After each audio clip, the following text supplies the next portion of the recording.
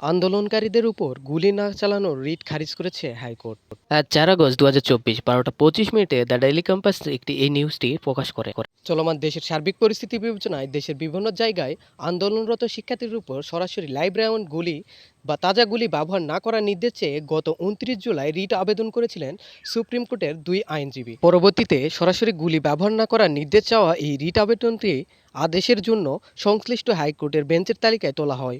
রোববার ৪ আগস্ট বিচারপতি মোস্তফা জামান ইসলাম ও বিচারপতি এস এম মাসুদ হোসেন দোলনের দ্বৈত কার্যতালিকার ১০ নম্বর ক্রমিকে রাখা হয় আবেদনটি।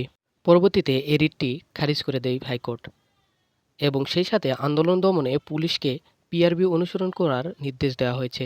একই সঙ্গে সংবিধান অনুযায়ী দায়িত্ব পালন করার নির্দেশ দিয়েছে হাইকোর্ট। এখন আসা যাক একটি রিট কখন খারিজ বা বাতিল হয়ে যায়। আদিপক্ষ যখন কোনো আইনে মামলা দায়ের করেন এবং মামলা ওই আইনে চলার মতো কোনো উপাদান না থাকে, তখন আদালত এ মামলাটি খারিজ বা বাতিল করে দেন।